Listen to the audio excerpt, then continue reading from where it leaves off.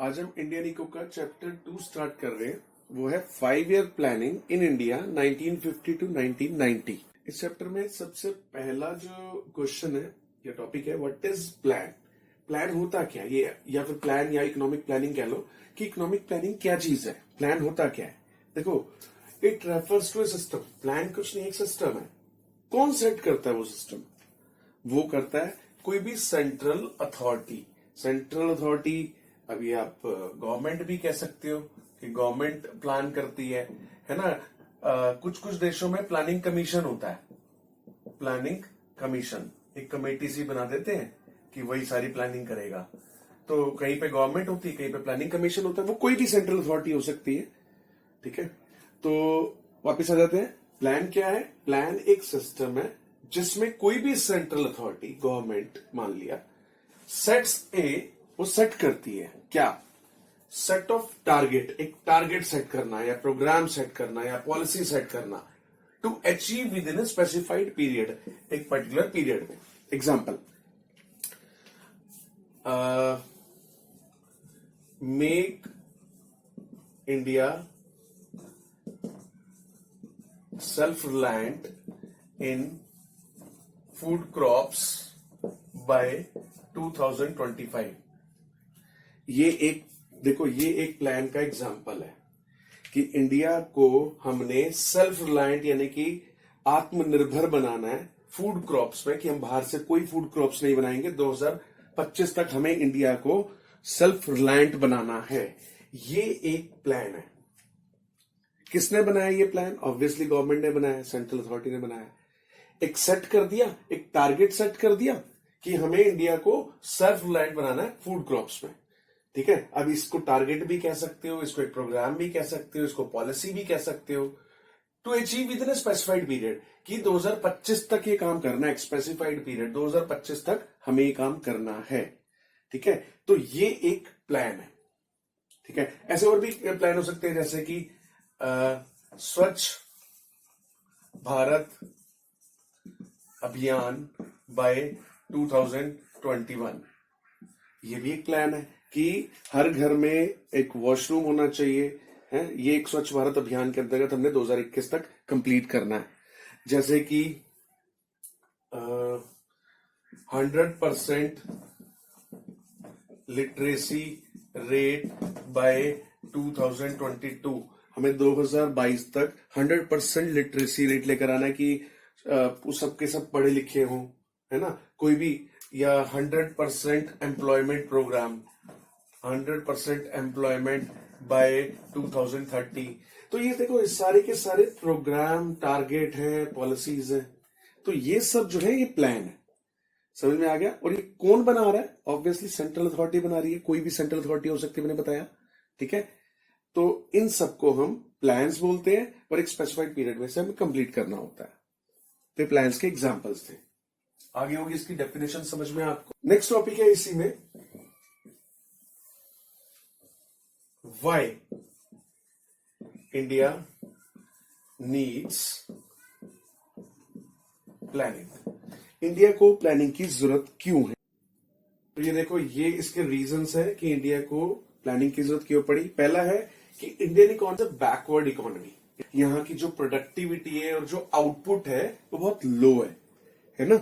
इसलिए हमें प्लानिंग की जरूरत है कि किस तरह से हम प्रोडक्टिविटी बढ़ाएं, किस तरह से हम आउटपुट बढ़ाएं। तो प्लानिंग से ही होगा। ये जब से प्लानिंग हुई है, तो अगर आप डेटा देखोगे तो प्रोडक्टिविटी और आउटपुट इंक्रीज हुआ है, ठीक है। प्लानिंग से इंक्रीज हुआ है, तो इसलिए हमें और प्लानिंग की जरूरत है। दूसरा, इंडियन स्टैग्नेंट इकोनॉमी है, उसपे जो ग्रोथ है वो स्टैग्नेंट है, क्योंकि हमारा जीडीपी काफी लो है। मैंने बताया था स्टैग्नेंट मतलब इस तरह से, एक तो होता है ना ग्रोइंग, जो मैंने बताया था ऐसे ग्रो कर रहा है, एक है स्टैग्नेंट, या स्टैग्नेंट कह सकते हो, या बहुत हल्का हल्का ग्रो कर रहा है। इस तरह की हमारी इकोनॉमी है। तो बहुत लो जीडीपी है, जिसकी वजह से हमें प्लानिंग की जरूरत है। थर्ड पॉइंट है need of big push of investment.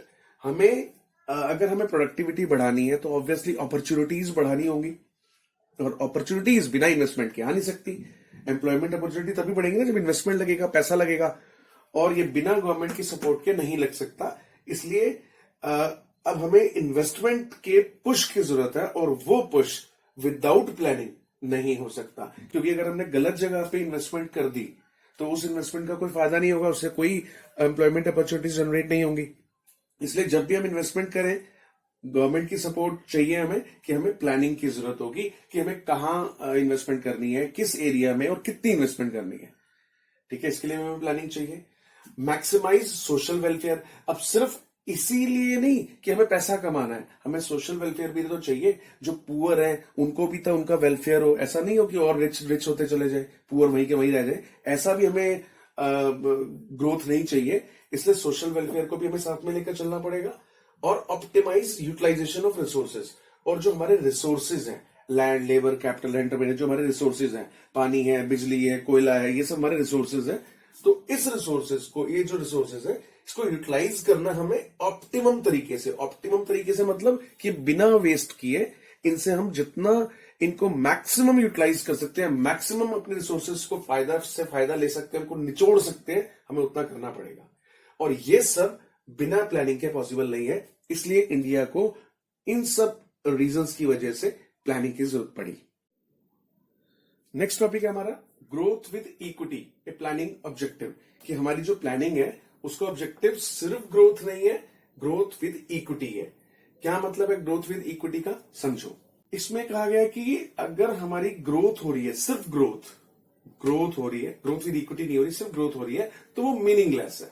क्यों मीनिंगलेस है? क्योंकि उस ग्रोथ से क्या होगा, if handful of people get benefited, सिर्फ कुछ ही लोगों को उस ग्रोथ का अगर फायदा मिले तो ऐसी ग्रोथ मीनिंगलेस है। कुछ ही लोगों को, जैसे कि मतलब जो मान लिया इंडिया के अंदर जो बड़े बड़े घर हैं, जैसे कि रिलायंस है, टाटा, बिरला, मित्तल, तो मतलब ये जो किंग है, सिर्फ इन्हीं को फायदा मिला अगर उस ग्रोथ का, तो ऐसी ग्रोथ का हमें क्या करना जो आम आदमी तक नहीं पहुंची।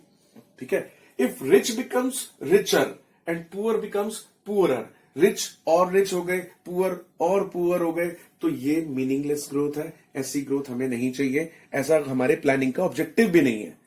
क्या ऑब्जेक्टिव है? Growth must spread across all sections of society.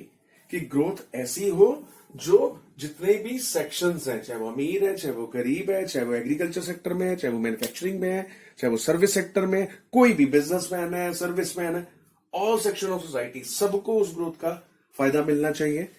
Equitable distribution of income होना चाहिए। यही प्रिंसिपल गोल है इंडिया का। सब गोल्स का एक प्रिंसिपल गोल ये है, मेन ऑब्जेक्टिव है हमारा इक्विटेबल डिस्ट्रीब्यूशन ऑफ इनकम, यानी कि अमीर और गरीब का फासला खत्म करना।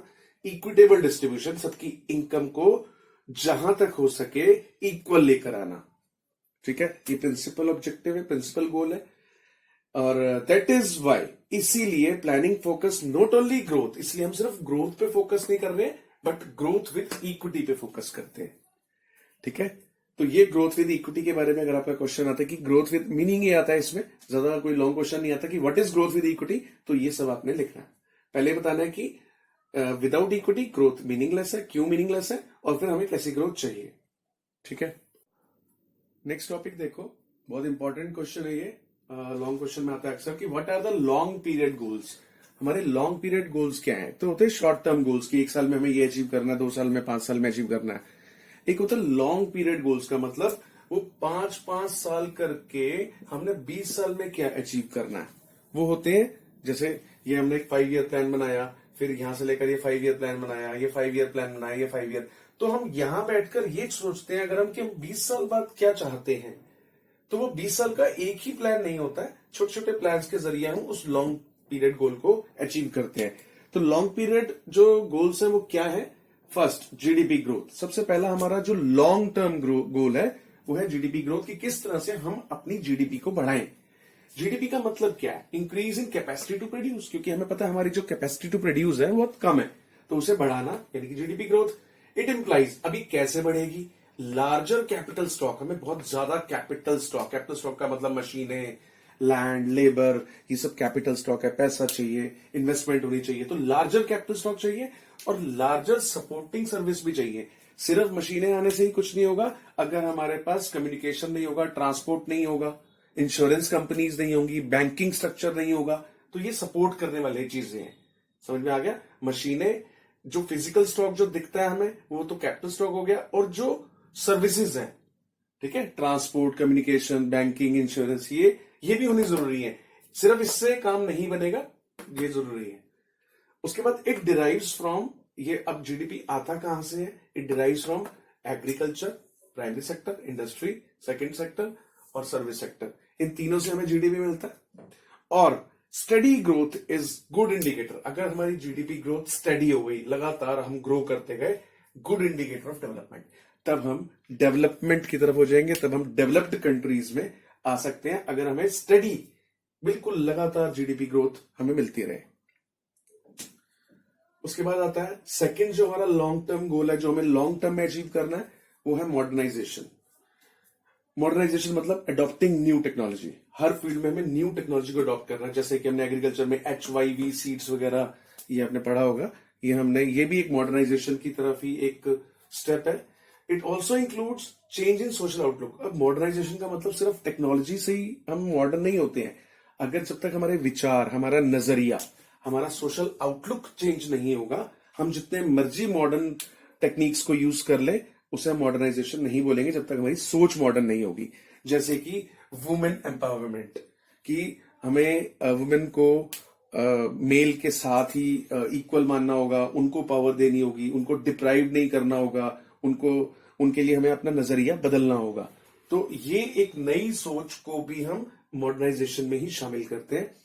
अब इसलिए शामिल करते हैं क्योंकि अगर देखो ये होगा, अब आप कहोगे कि सोशल आउटलुक का हमारे जीडीपी से क्या ताल्लुक है? क्योंकि देखो अगर सोशल आउटलुक चेंज होगा, वुमेन एम्पावरमेंट के मैं एग्जांपल लेता हूं, अगर ऐसा होने से क्या फिर वुमेन का पार्टिसिपेशन नहीं बढ़ेगा हमारे ग्रोथ में, जीडीपी में, प्रोडक्शन में, सर्विस सेक्टर में? उनका भी तो पार्टिसिपेशन बढ़ेगा ना। तो इसलिए they also participate in growth, इसलिए उनका भी ग्रोथ में मतलब वो भी ग्रोथ में भी शामिल हो जाएंगे। इसलिए मॉडर्नाइजेशन में नई टेक्नोलॉजी और हमारा नजरिए को बदलना, ये दोनों ही शामिल होते हैं। ठीक है। उसके बाद आ जाता है सेल्फ रिलायंस। ये भी हमारा तीसरा एक लॉन्ग टर्म गोल है।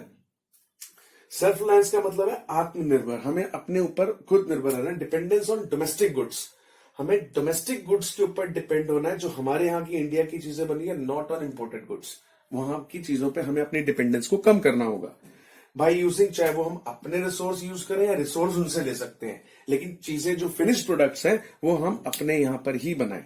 ठीक है। Reduce dependency on foreign countries, हमें फॉरेन कंट्रीज पे अपनी डिपेंडेंसी को कम करना पड़ेगा, बिकॉज इससे इंडिया की सॉवरेनिटी पे भी रिस्क हो जाता है। एक बार हम पहले भी फॉरेन कंट्रीज पे डिपेंड होकर, जैसे ब्रिटिश पे डिपेंड हुए थे तो हम गुलाम हो गए थे। तो इसलिए हम क्यों अपनी इंडिया की सॉवरेनिटी को रिस्क में डालें, इसलिए हमें उनके ऊपर जो हमारी डिपेंडेंसी है उसको कम करना होगा।